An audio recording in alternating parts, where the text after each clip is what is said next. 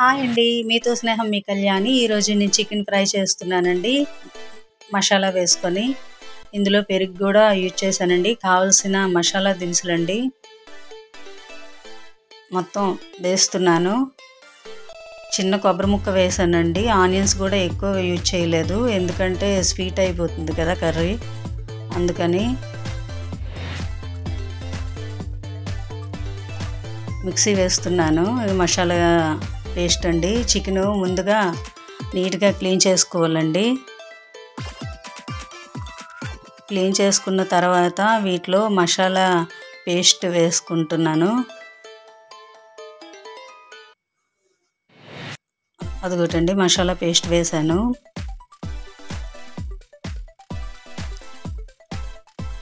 పసుపు కొంచెం వేసుకున్నానండి. సాల్ట్ కొంచెం వేసుకున్నాను. కారం వేసుకున్నాను. మసాలా, పెరుగు కంప్లీట్గా అన్నీ నీట్గా కలుపుకోవాలండి.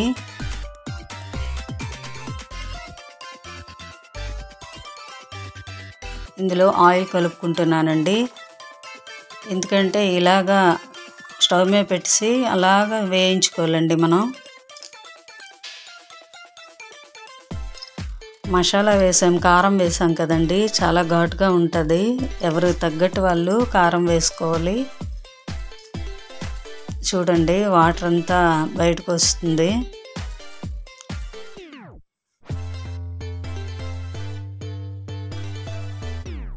అయిపోయిందండి, చాలా బాగుంది. మీరు కూడా ట్రై చేయండి.